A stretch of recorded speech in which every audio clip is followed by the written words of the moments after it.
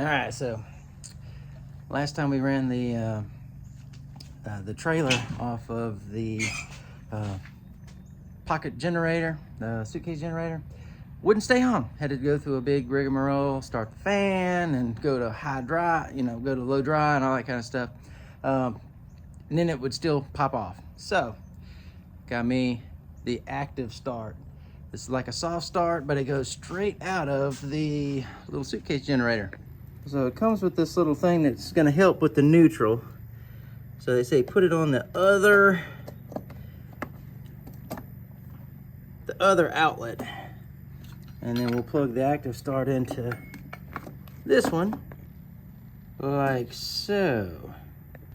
So then we'll dog bone into our kilowatts so we can see how many watts we're running. And then to the 30 amp, and that runs back to the trailer back there.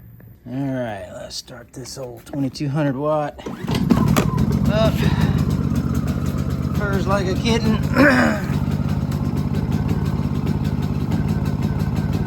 This is interesting. That thing is showing on my kilowatt. Should be some sort of a draw, battery charger or something, I don't know. All right, so for testing purposes, I plugged into the outlet and we are drawing 120 volts. See how many watts. All right, 73 ambient watts. So it's picking up from the 110, but wasn't from the generator. Hey, you know what? Let's see if this thing will run off a 110 with the ActiveStart present. All right, plugged into a 110 with the ActiveStart on. See if this Furrion 1500 will kick in. All right, so we're on fan. There we go. Dry. So that should do the compressor. And I'm not really thinking it's all that cold. I mean, it's a little cooler this morning than the other day, but one way to check is the kilowatt, and it's only 150 watts. So we know from before running this thing straight from the generator, it was pulling like 1900. So obviously the ActiveStart is failing me from this 110.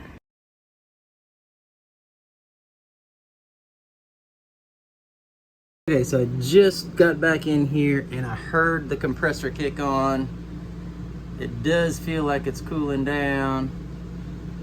Let's see what the ActiveStart and kilowatts are showing.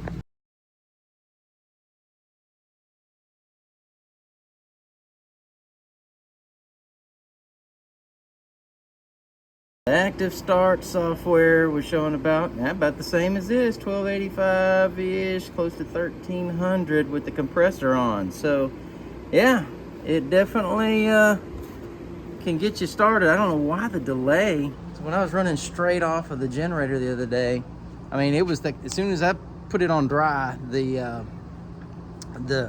compressor would try to come on. So I don't know what the delay was and why it took like probably 2 minutes or so for the compressor to kick in, but it did indeed work, and it has indeed been working for a couple minutes now. So whereas before with the generator only, we knew it ran for a couple minutes and the compressor kicked off and that was it. So seems to be working so far. Let's try this generator again. Actually, before we do the generator, let's do this. Okay, so we're on dry, low fan. That was kind of how we stepped it up when we were generator only. So let's bump it to cool. Speed is auto, which it just kicked on to high fan. Let's see what our watts are now.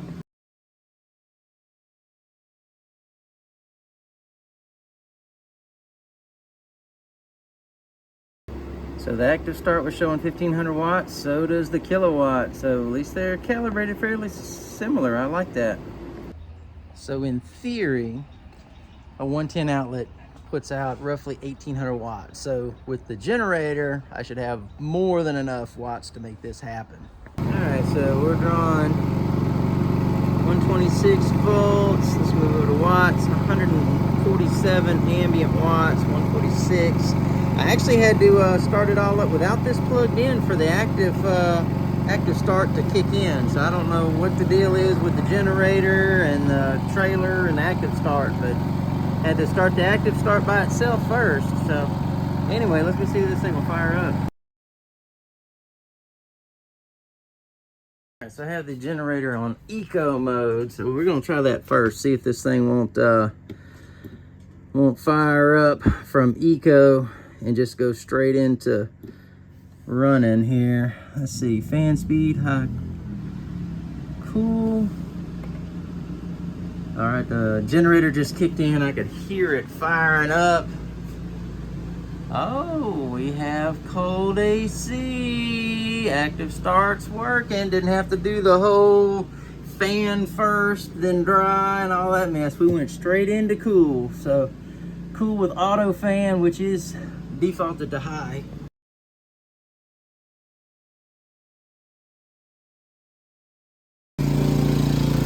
And that generator is wide open, keeping that 1500 watts going. Let's see if it's congruent with the 1500 on the kilowatt, so it's accurate. The Honda will run the AC with the ActiveStart. No problems, unlike the last time where it kicked off after a couple minutes. So, in summary, there's the cat. Kids love the cat.